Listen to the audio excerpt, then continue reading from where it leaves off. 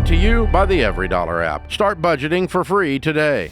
Jade, we were talking during the break about something that we've been seeing, a scary trend that's been happening for 30 years now, but it's only getting worse with time.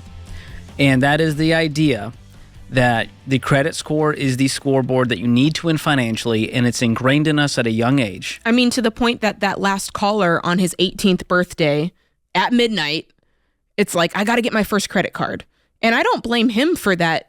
That's culture telling us. They're saying it's a necessary rite of passage to becoming an adult. Yes, to the get point. Your first credit card out of 17. Yeah, George, we had a caller call in last week. I think I was on with you. Maybe it was Ken, but she was so sweet, and she just was like, hey, I'm just calling. I want to know what's the best credit card I should sign my son up for. He's going to be 18 years old. And so, of course, I told her the information around credit scores and how really it's just your interaction with debt, how much debt you have, how long you've had it, the different types of debt you've had, what percentage of your debt that you're actually using to what's available. And that's how they measure your credit score. And so as we pulled that clip and posted it on social media, and the responses were wild to me because it just shows society has done a really good job of just masking the idea that you can be free and just completely taking up all the space saying, you must have a credit card. Because in the comments, if I can just read. Can I guess that what they were? I'm guessing it's like these people who you would think are paid by the credit bureaus and credit card companies to defend them. Yeah. I love this one. It says, hey, this is an idyllic response. This is not a real world response. And in my head, I'm thinking, I have nothing to gain. I'm not taking your interest. I'm just some girl on a radio, on a podcast, trying to help you out. Yeah, we're not getting paid by the debit card companies to take down big credit. Right. Okay, then this one, it says, Jade, it is necessary. You're coming from a place of privilege. Oh, that one must have stung in a weird way. It did, because I'm like, what's the privilege? I started with $30,000 and $460,000 of debt. Such privilege. I don't know. So then this one says, Jade, it is required. The word that I kept seeing over and over is it's required. And I was like, man, the brainwashing, it has worked. It's taken full effect. I devoted a whole chapter of my book, Breaking Free from Broke, just to credit scores because I had to help people understand the very first thing before we talk about any other debt is credit scores. And it's the only 3-digit number that Americans obsess over as much as their weight. It's crazy. And when you look into it, I walk through like, here's what the credit score is actually made up of. Payment history, amounts owed, length of credit history, new credit, and the mix of credit, your potpourri of debt, if you will. So you have to be in repayment your entire life. You have to play their game perfectly and keep your debt, keep it a long time, keep going into debt, have a nice mix of debt, make your payments perfectly, and we'll give you this blessing of a score, which does what? Helps you get more debt. But do you see what George is saying? In order to satisfy those requirements, we have to be in a repayment mode our entire life. That's seriously jacked. And it's crazy because that has nothing to do with how well you're doing financially. No. You can have an 800 credit score and you might not have $800 in the bank. Right. And as we've seen callers call in, I have a great credit score, but I'm in crippling debt living paycheck to paycheck. The bank doesn't give a rip about you. They don't. And people think, wow, what a blessing it is to have Capital One offer me a more credit on this line of credit or offer me a higher credit score if I do XYZ. Yeah, they could give a rip about your freedom. I get the intent behind it. Parents are going, well, I want my kid to be able to buy a car. Jade, what do I do? Maybe avoid buying a car that is way too much for an 18-year-old to have and just pay cash. And the truth is, if you are already in a car, in a car payment, which most of us were, or most of the listeners probably are, I started in 2 car payments. And we said, okay, now that we know that credit's not really helping us, it's not a crutch, let's sell off one of these vehicles, which we did. And then we paid off the other one over time. It took like 2 or 3 years to pay the car off.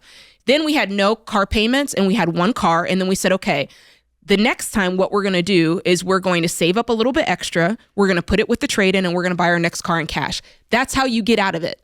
And then from then on, you just buy your cars in cash. Every time you trade in, you add a little bit to it, and that's how you trade up. So there's that. What about renting, George? Because that seems to be the other. This is a big one I dug into. I did a whole video where I contacted the rental car companies. I looked at all the fine print.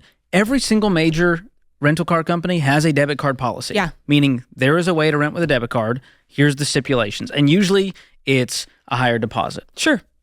And so you just plan for it. Or you pay for the rental in full. And plus the deposit. And so it's really not that big a deal, and there's so many alternatives around it, but people always in their head say, but what if? And no, my friend said one time, that's the worst. Right. It's just this idea that we're depending on what somebody else said, but for some reason they don't care about what we said. And then renting an apartment is the big one. Renting an apartment. Talk about little that. Jimmy, he needs a credit score to rent an apartment. I've rented multiple apartments, even houses with landlords without a credit score. Again, I called these people. I called apartments across the country. I called landlords. They said, well, are you employed? I said, yeah. Do you have a criminal background? No, I'll pass the background check. I said, but I don't have a credit score. They said, okay, that's fine. We'll just need an extra money for the deposit. And a lot of times they just want to see other trade lines. If you can show, I pay my utility, here's the record. I pay my phone bill, here's the record. I just don't borrow money.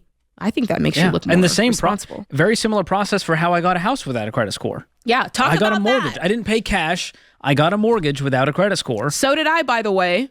And people go, well, no lender will do that. And we're like, have you not heard of Churchill Mortgage? They've been partnering with Dave for 30 years now, and they specialize in these loans. And all it is, it's a real person looking at your real financial situation instead of being lazy, letting the computer automate it based on your credit score. Yeah. And they go, okay, well, have you paid bills on time? Yes. Do you have consistent income?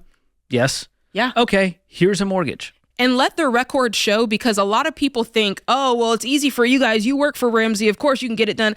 I had a 0 score before I was even a thought to come work here. And I bought a house with a 0 credit score before it was even a thought to come work here. So don't try to let that be what we want is for you guys to open your mind and accept that there is a way that doesn't require you being in bondage. It doesn't require you being manipulated by debt.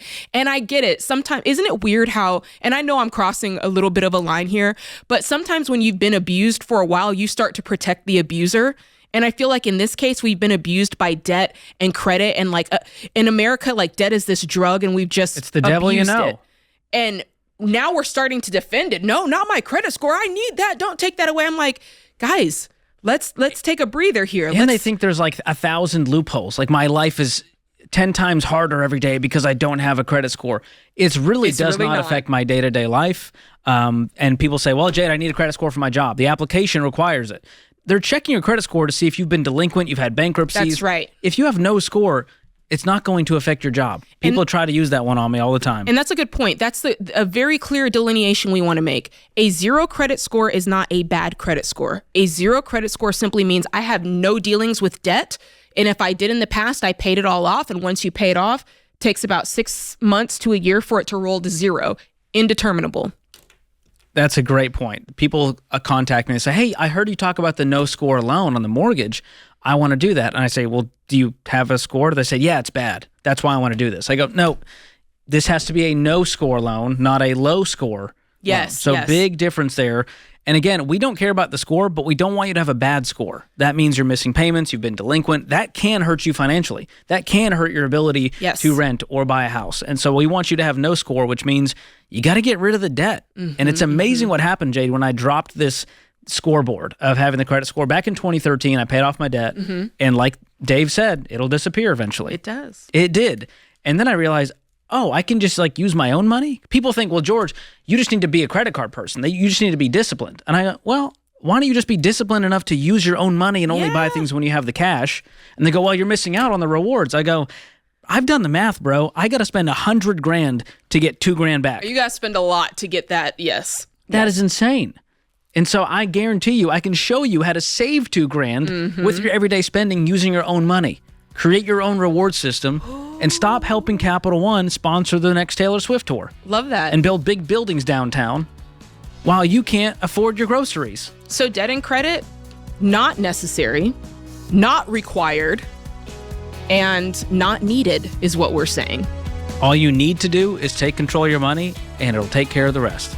You're going to be okay. I promise you. Just try it. 30 days, attempt this, no credit card spending, use your own money, see what happens, and watch your credit score disappear and realize it was a terrible scoreboard in the first place. Create your free every dollar budget today, the simplest way to budget for your life.